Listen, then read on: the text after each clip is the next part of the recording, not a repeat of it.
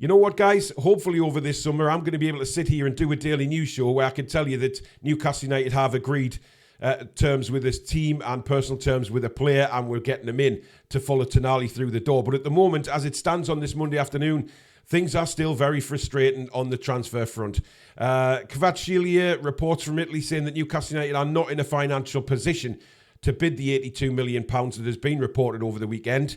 Federico Chiesa has come out and said that he may be looking at other options because Newcastle United have failed to pull the trigger on a £55 million deal for that. On a lighter note, Harvey Barnes, it seems like personal terms have been agreed for him.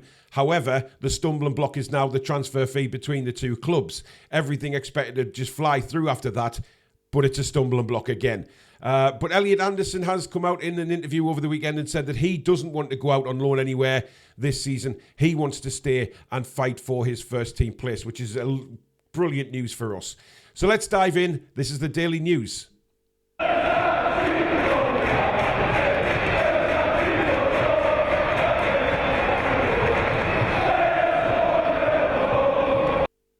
Hi everybody, I'm Paul and welcome to the Toon Review YouTube channel for today's Daily News Show. As usual, if you do enjoy today's show, please do give it the thumbs up, guys. Keep us up there in the search results on YouTube. And of course, if you're new and you like what you see, why not hit that subscribe button, which is free to do so, and also the notification bell, which will let you know when we go live or we upload any future videos. So thank you in advance for that.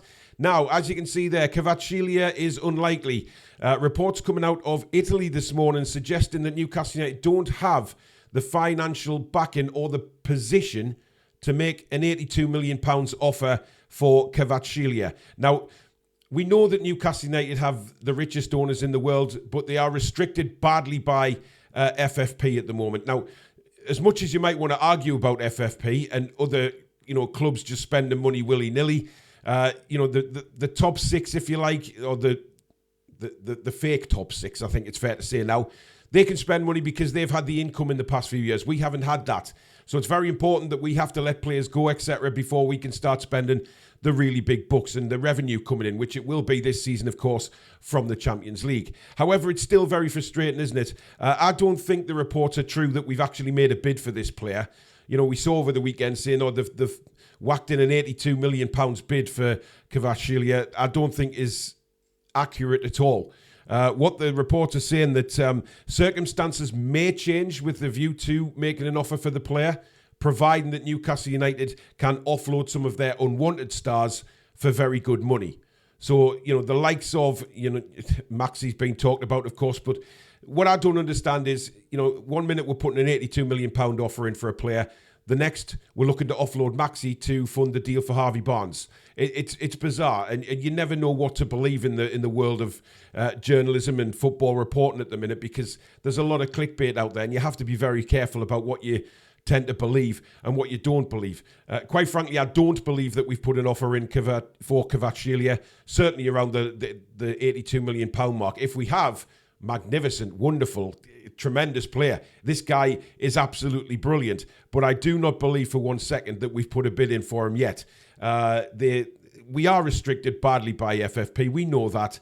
It is frustrating because you see other clubs spending all the money, as I say, but at the moment it's banging heads off a wall. But it may change further down the line in the transfer window if we can offload some players. But the problem we've got is there isn't any interest in our players at the minute. You're talking about Maxi in Saudi Arabia, but there's nobody from the UK or Europe has ever mentioned or been interested in Maxi. And there the frustration grows even higher. We had a conversation about Maxi's performance at Gateshead on Saturday. I thought it was particularly good. He looked hungry, but then a lot of people come back and say, well, come on, it's only Gateshead. He's expected to do that. So, you are right in a certain aspect, but Maxi's always going to cause these news stories and things like that. But Kvaratskhelia is a step above Maxi, in my opinion. He is a wonderful, wonderful player.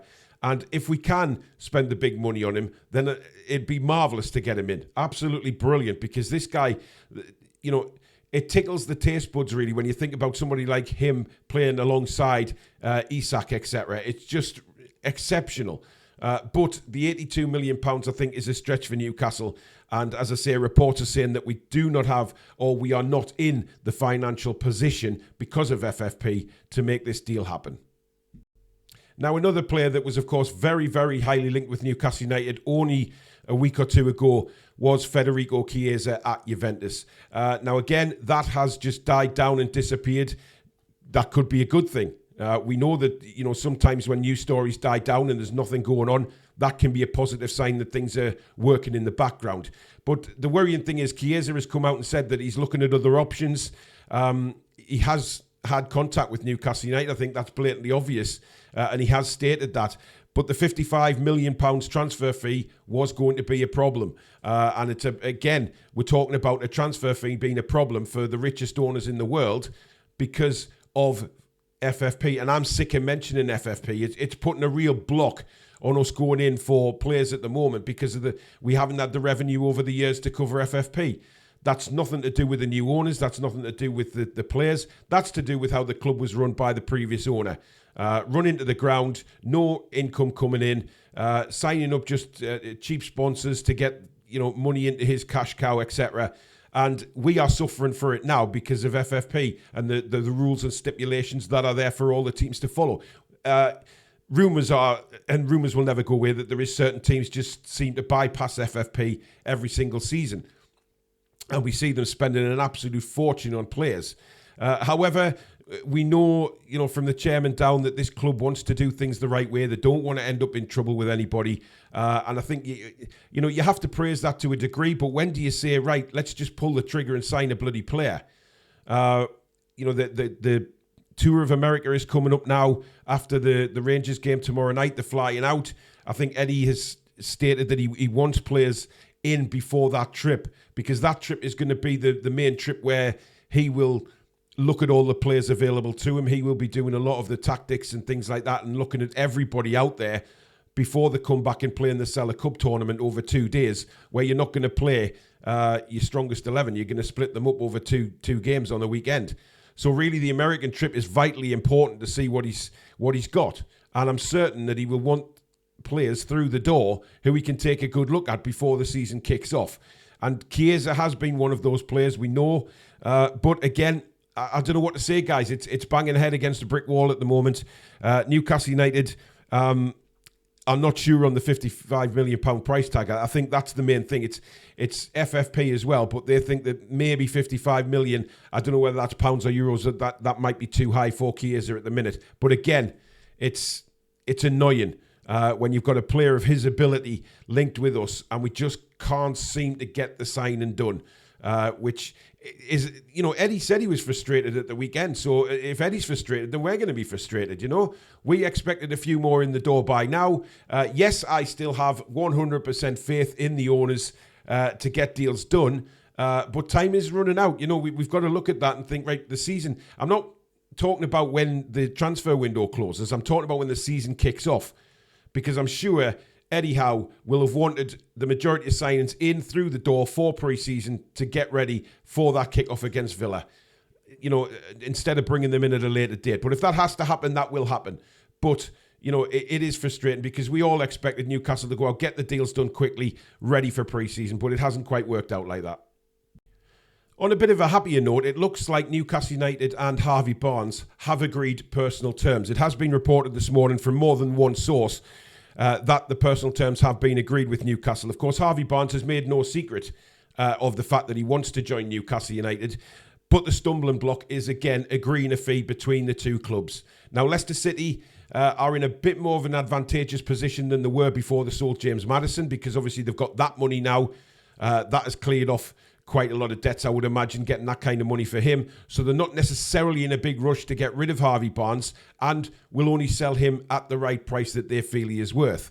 Now, Harvey Barnes hasn't been involved in any of Leicester's pre-season games so far, not even on the bench. He's been completely left out. It is reported that they do have a replacement lined up. They've been talking about Diallo at Manchester United coming in on loan, etc. But they do have a couple of players that they can turn to as replacements for Harvey Barnes. Now, it is said that Eddie Howe, again, he wanted Harvey Barnes in before the American trip because he wants to take a good look at him and fit him in and bond with the squad. You've got to remember, it's not just the matches on the pitch when they go to America. It's the team bonding that they do when they go on these trips. New signings get to know each other, friendship groups take place, and they come together as a team. And they can't do that with the new signings if they can't get them through the door. And again, we talk about the frustrations. I think Eddie will be frustrated with the whole Harvey Barnes situation because we just can't come to an agreement with Leicester City over a transfer fee. I think Leicester at one stage were offering 50 million, we're asking 50 million. I think that is absolutely astonishing. I don't know where in this world they thought they were going to get that kind of money for Harvey Barnes. However, £35 million was then mentioned, which seems to be a bit more of a better price. And certainly I think a price that Newcastle would be interested in paying for Harvey Barnes. But at the moment, there is nothing agreed. However, what the reports are saying is that once the two clubs agree on a transfer fee, the whole transfer could be done within a day because all the other terms are agreed with the player. So interesting. It's still a one to keep an eye on, and I would hopefully expect that to be done this week, but only time will tell. And finally, Elliot Anderson has had a very positive interview over the weekend, which he's been talking about his position at Newcastle United, and he stated that there is no way he wants to leave the club in the summer on loan. He hasn't had any inclination from Eddie Howe that Eddie would like him to go out on loan. He feels very much part of the first team. Now, he did all right against Gateshead, a goal in, and of course assisted on Maxi's goal as well. I think it's a big year for Elliot Anderson because I think now is the time where he's got to prove to everybody that he is good enough to be around the first team squad. Certainly, I would think that is going to be the case because of the amount of games we're going to play. Hopefully go on a couple of decent cup runs in the Carabao and the FA Cup, in which there's no doubt the squad will be rotated. So I think there's plenty of football there to be played from Elliot Anderson. It's just how he takes that opportunity. You know, certainly the cameos that he played at the back end of last season, he looked very impressive, and fans were happy with the way he played. I just think we need to see Elliot in a run of games to see, you know, how consistent he can be, how much he can handle the Premier League, how much he can handle Europe, etc. So I think it's a very, very big season coming up for Elliot Anderson. I've got 100% faith in. I love the kid. I think he's got a lot of talent and I think he's got a lot to offer.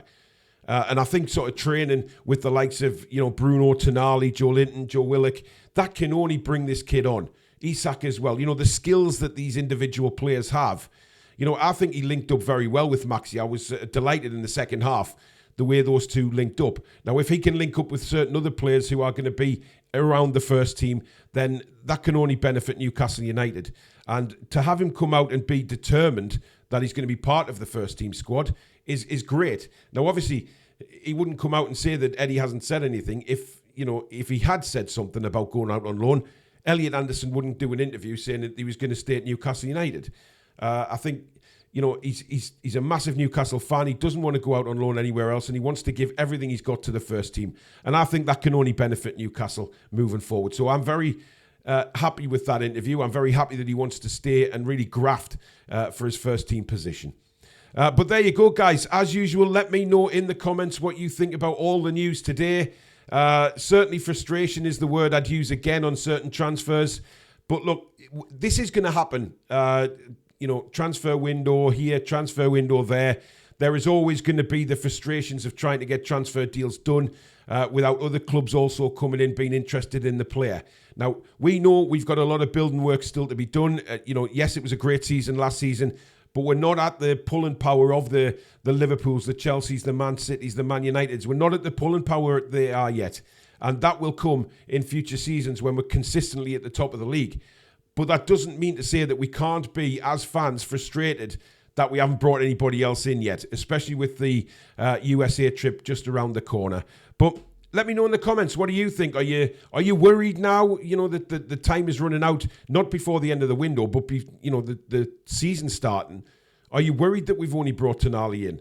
But let me know. I'm not panicking yet. As I said in various shows, I think, you know, we'll discuss this at the end of the transfer window. Has it been successful or not? That's the time to talk about the transfer window. And we'll just see how things go from here on in. But thank you very much for watching, guys. As I said at the start, if you have enjoyed it, please do give it the thumbs up.